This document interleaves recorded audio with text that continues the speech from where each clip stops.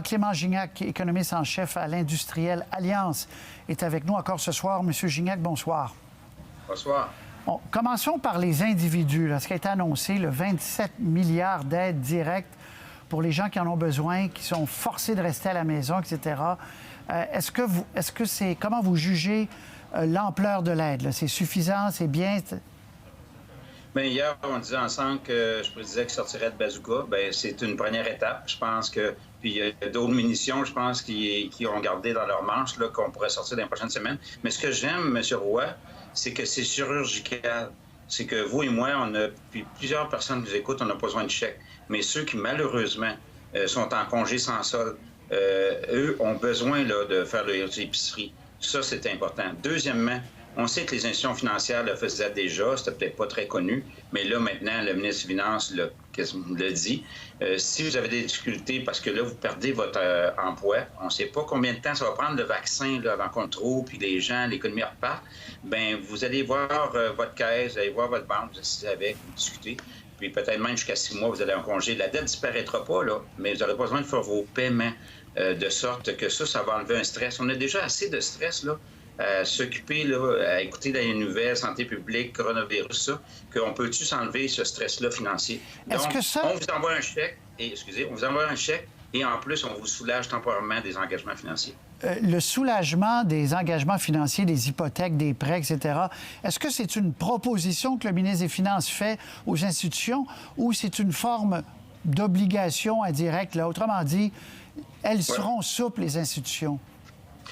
Pour avoir travaillé dans une banque, pour ne pas la nommer la Banque nationale pendant 20 ans comme économiste en chef, puis avoir travaillé l'autre bord de la clôture comme du côté d'Ottawa avec le ministre des Finances dans la crise du G20, savez-vous quoi? Ça sera probablement une très mauvaise idée pour une caisse ou une banque de refuser un accommodement à quelqu'un qui viendrait de perdre son emploi. Je pense que le téléphone sonnerait assez vite au président de cette caisse ou cette banque-là. Donc, clairement, que le ministre des Finances l'ait dit tout fort, clairement, ça a été négocié en coulisses. Vous savez, on a critiqué beaucoup le fédéral, on trouvait que ça prenait un peu de temps. Premièrement, la santé publique, c'est provincial, mais là, il faut attacher les ficelles. Et c'était pas un scénario qu'on envisageait vendredi dernier. Donc, on a dû attacher les ficelles en fin de semaine, puis même lundi. Puis en plus, les Caisses des Jardins, ça relève de Québec, et alors les banques du fédéral. Donc, il fallait attacher les ficelles. Et là, je suis assez impressionné. On a réussi à attacher tout ça, les chèques, 27 milliards en aide, crédit TPS, ça, plus les banques.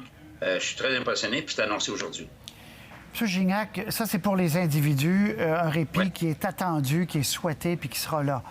Pour l'économie, essayer de ralentir la chute libre, c'est de mettre un parachute sur l'économie mondiale qui tombe.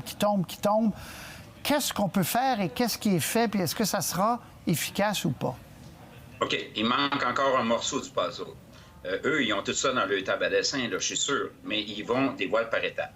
Vendredi dernier, il fallait s'assurer qu'on donne les liquidités pour que les banques aient la liquidité pour toutes ces entreprises-là qui ont besoin de taper leur ligne de crédit. Donc là, on a fait ça vendredi. Là, on vient d'annoncer pour les travailleurs, ceux qui sont affectés, vous allez recevoir des chèques.